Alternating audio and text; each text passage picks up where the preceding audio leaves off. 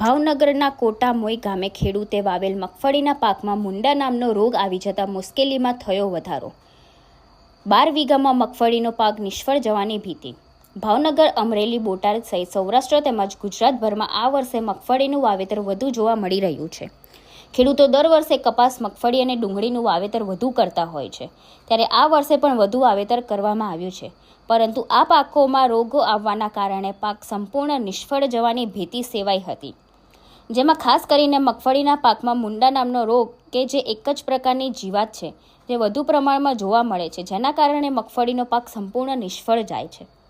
ભાવનગર જિલ્લાના જેસર તાલુકાના કોટામોઈ ગામે ખેડૂત ગણપતભાઈ કે જેઓએ 12 સાયન્સ સુધીનો અભ્યાસ કર્યો છે અને છેલ્લા ઘણા સમયથી ખેતી સાથે સંકળાયેલા છે અને ખાસ કરીને તે પ્રાકૃતિક ખેતી કરી રહ્યા છે। આ વર્ષે પણ તેઓએ મગફળીનું વાવેતર કર્યું હતું। પોતાની જમીનમાં 12 વીઘામાં આ વર્ષે મગફળીનું વાવેતર કર્યું છે।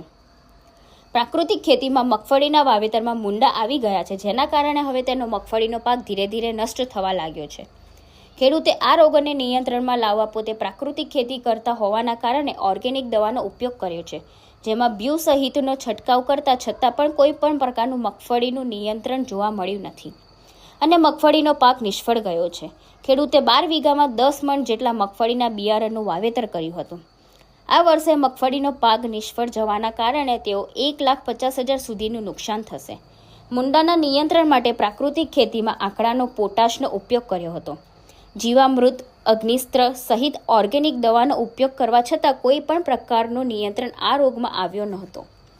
વધુમાં ખેડૂત ગણપતભાઈએ જણાવ્યું કે પોતે છેલ્લા 24 વર્ષથી ખેતીની સાથે સંકળાયેલા છે અને પ્રાકૃતિક ખેતી છેલ્લા 6 વર્ષથી કરી રહ્યા છે, જેથી રાસાયણિક ખાતર દવાનો ઉપયોગ પોતે કરતા નથી। આ વર્ષે મેં 12 વીઘામાં મગફળીનું વાવેતર કર્યું હતું, પરંતુ સંપૂર્ણ વાવેતરમાં હાલ મુંડા આવવાના કારણે પાક નિષ્ફળ ગયો છે। મુંડા નિયંત્રણ માટે વિવિધ ખાતર તેમજ દવાનો છંટકાવ કરવા છતાં પણ તેના પર નિયંત્રણ આવ્યું નથી અને આ વર્ષે રૂપિયા 1,50,000 સુધીની નુકસાની થશે। વધુમાં ખેડૂતે જણાવ્યું કે સરકાર પાસે આશા છે કે જો સરકાર સહાય આપે તો થોડી ઘણી રાહત થાય। આપનું નામ, પરિચય, ગામ, તાલુકો, જિલ્લો? મારું નામ કથિરિયા ગણપતભાઈ બાબુભાઈ, ગામ કોટામોઈ, તાલુકો જેસર, જિલ્લો ભાવનગર। તમે ક્યાં સુધી અભ્યાસ કર્યો છે અને કેટલા સમયથી ખેતી સાથે સંકળાયેલા છો? મેં 12 સાયન્સ ભણેલો છું અને ખેતીમાં 2000ની સાલથી હું સંપૂર્ણ ખેતીમાં સંકળાયેલો છું।